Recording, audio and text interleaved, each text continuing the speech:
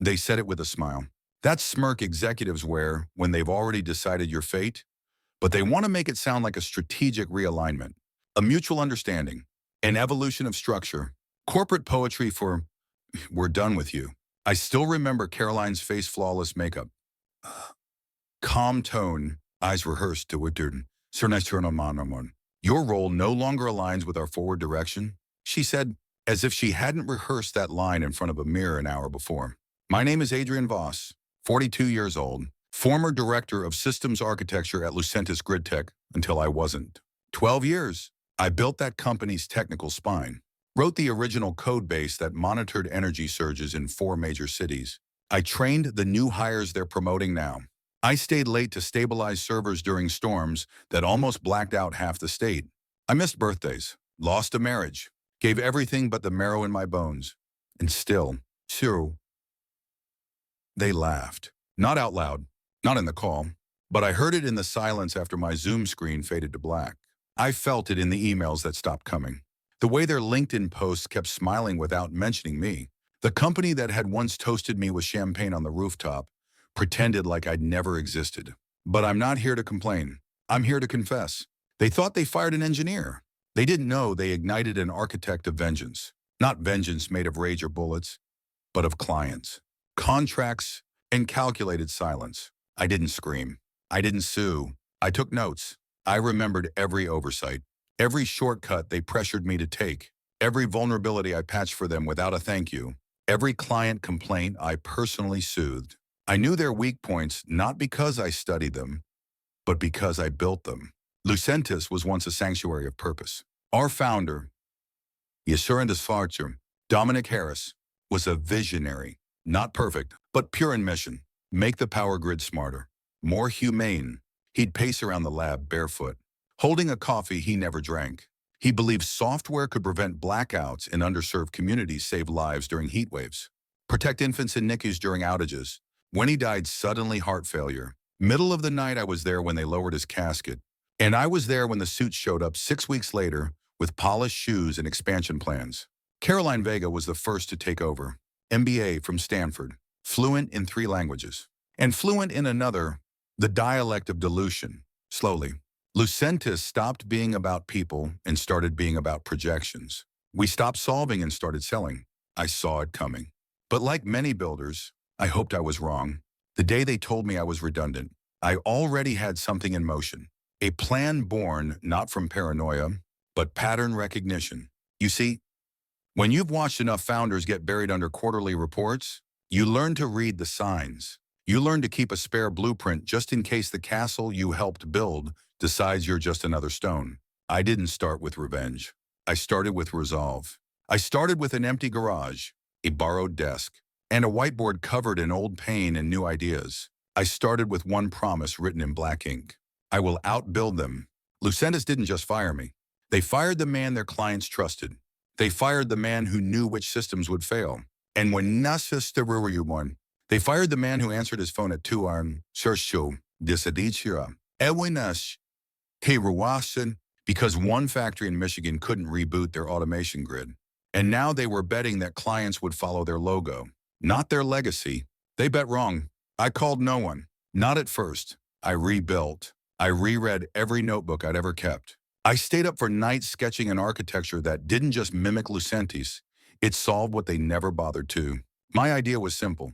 A leaner, smarter, one corner, client-centered energy management suite, not just for big contracts and government partnerships, for hospitals, schools,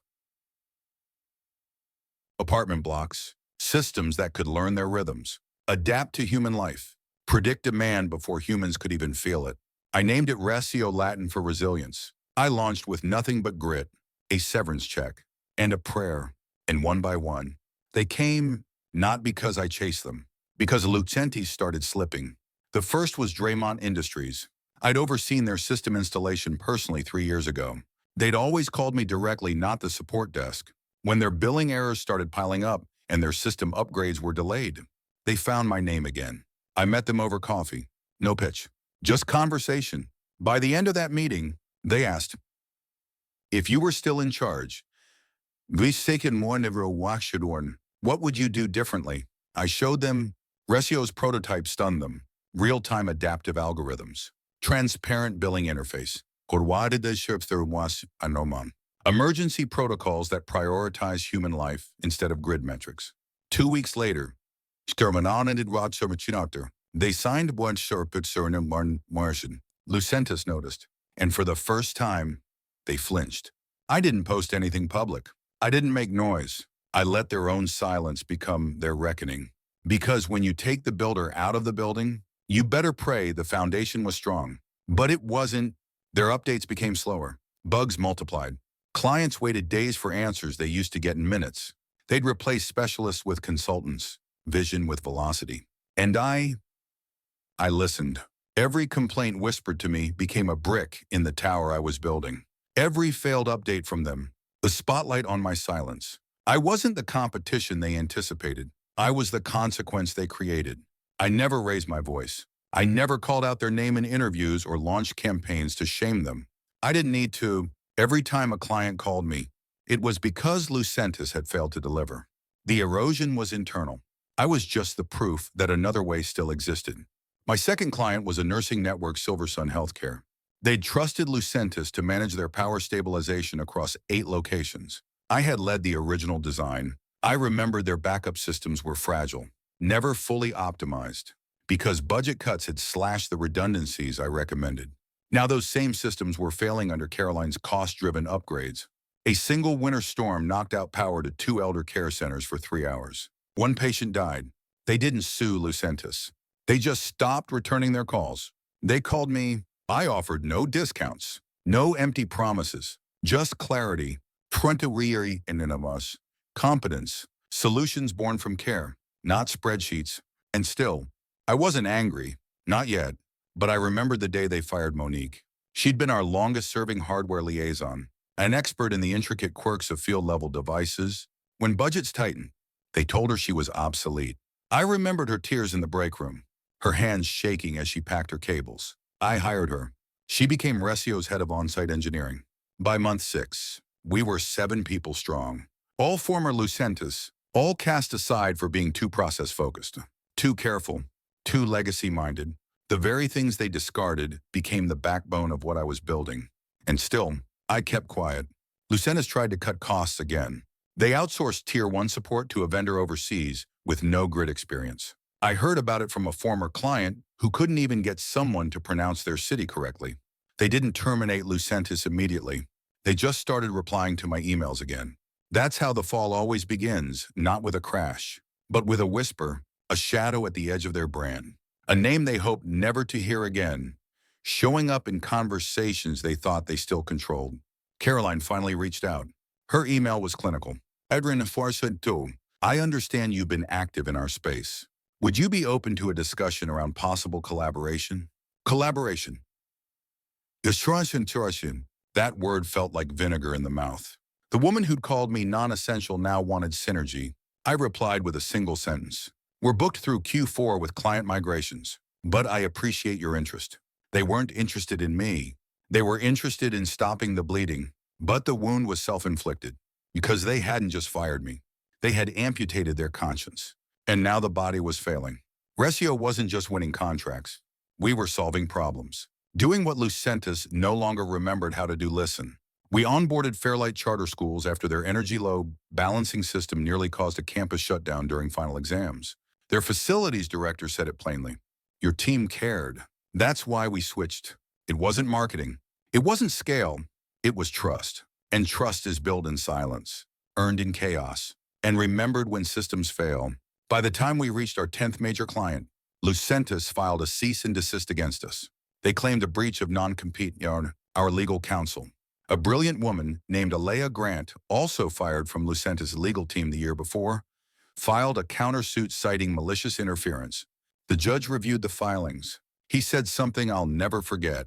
You can't claim the theft of architecture when you demolished the house and fired the architect.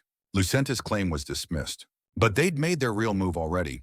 They began calling our clients, warning of instability, whispering of uncertain funding. It backfired. One client, Marston Utilities, recorded the call and sent it to us. Their COO included a handwritten note. If they fear you this much, You must be doing something right. By our 1-year mark, Resio had 31 clients. Lucentis had lost 19. Their stock plummeted. Internal memos leaked. A reorg was announced. Caroline stepped down. No public scandal. Just a footnote in the trade publications.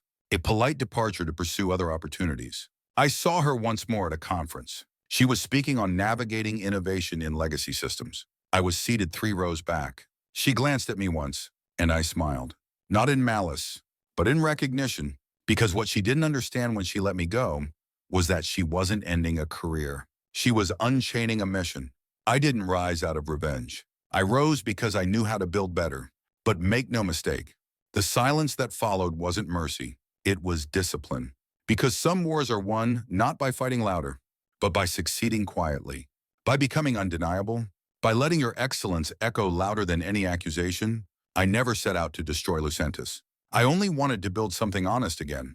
But when you build with purpose, with integrity, with the fire they tried to snuff out in you, destruction becomes a byproduct, not because you aim for it, but because they built their house out of cardboard and called it a fortress.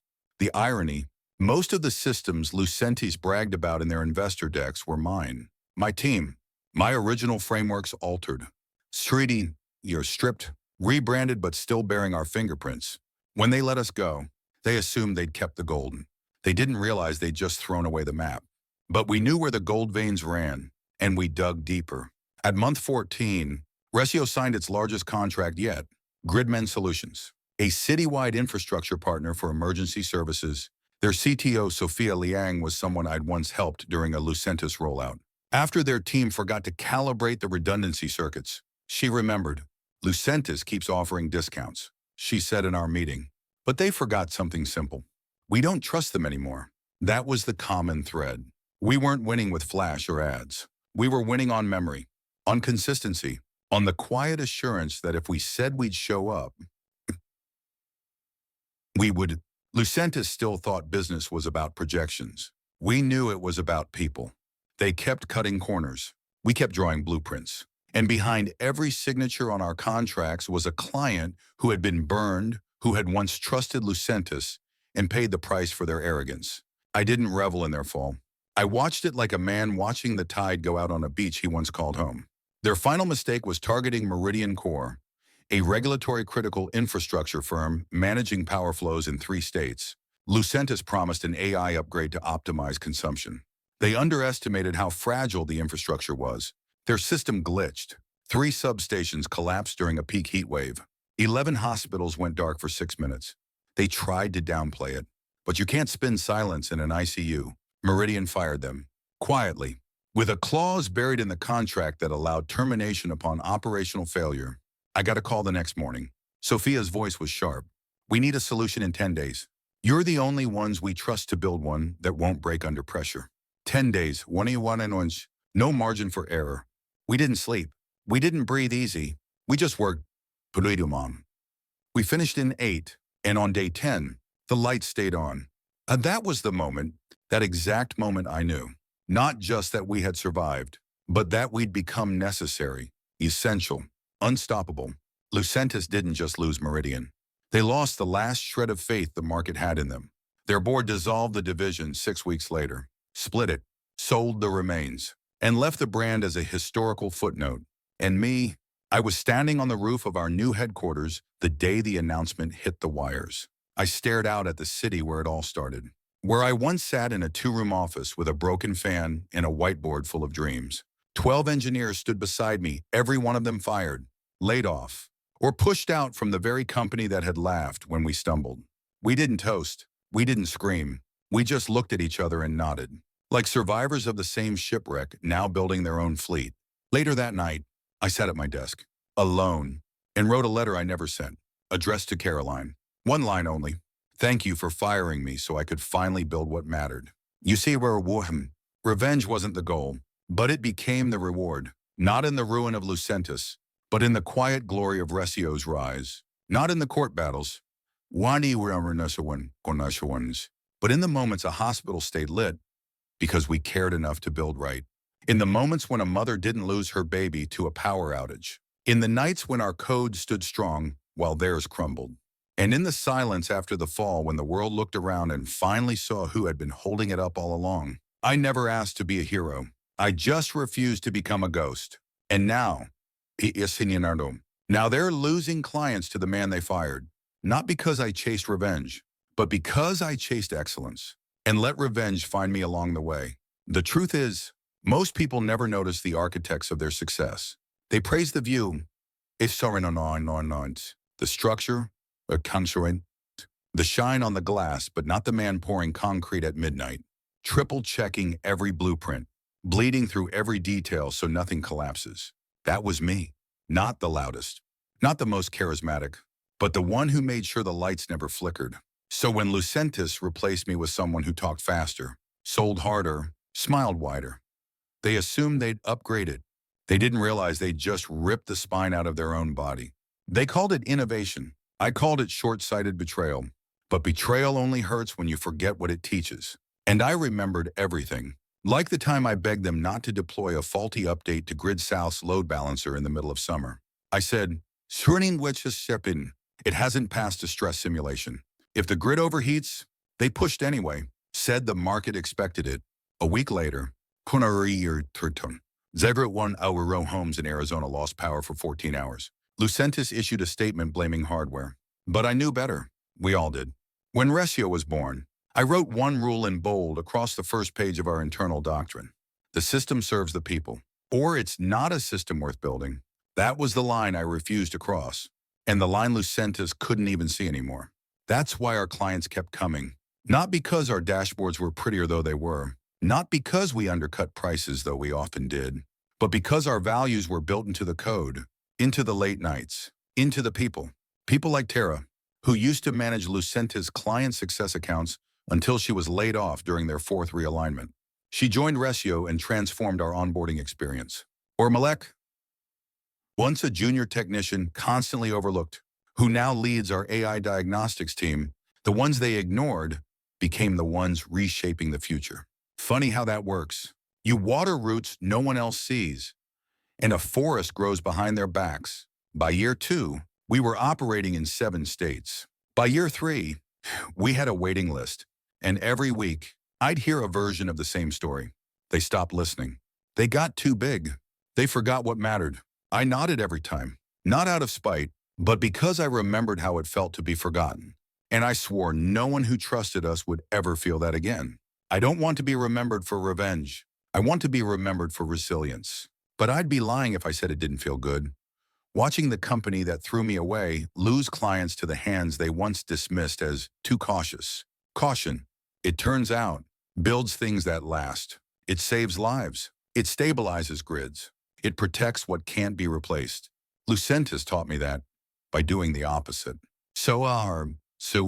I owe them, not for the title they stripped or the benefits they canceled, but for forcing me to bet on myself, to turn humiliation into fuel, to walk out with nothing and still find the will to build something greater.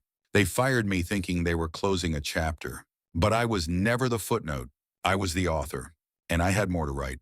The part where we quietly surpassed them, the part where we were cited in white papers, the part where our solutions became the industry standard, and the part where I stood in a boardroom with our team behind me, shaking hands with the same regulators who once doubted we could survive without corporate backing.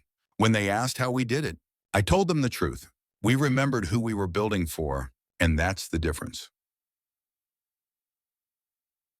Lucentis built for reports. We built for reality. They built to impress. We built to endure. And in the end, the clients didn't just notice. They never forgot. The morning we surpassed Lucentis in total active deployments, no one at Resio rang a bell. There were no banners, no speeches, just a quiet email from our operations lead. We passed them. 213 to 212. I stared at the number for a long time. It was just a figure on a screen, but it carried the weight of every late night, every risk, every moment I wondered if I'd made the biggest mistake of my life, walking away from the only career I'd ever known. I didn't reply to the email. I just stood up, walked to the window of my office, and looked out at the city. The same city where Caroline once told me I'd peaked. The same city where my severance check barely covered 2 months of rent. The same skyline that had watched me fall was now watching me rise higher than I'd ever imagined. And I remembered something Edison once said: I have not failed. I've just found 10 surrealism ways that won't work. Except I hadn't needed 10. Surrealism, just one. One failure so profound, it shook me awake. One act of corporate arrogance that kicked open the door I'd spent years too afraid to knock on. And once it opened, I didn't walk through it. I ran. Every setback became fuel. Every scar, a credential. Every silence from my past employers, a whisper that reminded me, you were never meant to stay in their system. You were meant to build your own. People were coming to me not with questions, but with trust, not with offers, but with belief. I'd stopped being the guy they fired. I'd become the man who made it work. Clients shared our name in meetings where my name used to be dismissed. Resio appeared on panels, in podcasts, in procurement documents, quietly, steadily, undefiably. Even government bids started including clauses modeled after our platform's ethical standards. Lucentis tried to mimic us. It didn't work. You can't copy hard. You can't simulate what it means to care deeply about the people behind the numbers. At an industry roundtable, a former Lucentis board member approached me. He was older now, grayer, his handshake softer than I remembered. I regret how things played out. He said, I didn't smile. I didn't scowl. I just said, you don't have to regret it. It worked out exactly how it was supposed to. He nodded, quietly, because we both knew if they hadn't fired me, I might still be there, still fixing what they broke, still convincing myself it mattered, still holding on to the illusion that loyalty would be rewarded in a system built on convenience. But now I sat at the head of a company defined by principle. I walked through hallways filled with people who had been overlooked and were now irreplaceable. And I woke up every morning with the fire not to prove anyone wrong, but to prove to myself that I'd been right to begin with. Right to believe that competence matters, that care matters, that building something the right way slow, careful, deliberate is not weakness. It's power. Real power. The kind that doesn't blink when competitors panic. The kind that doesn't fold when clients ask hard questions. The kind that smiles when others smirk because we've already done the work. I don't hate Lucentis. I don't need to. They became the cautionary tale.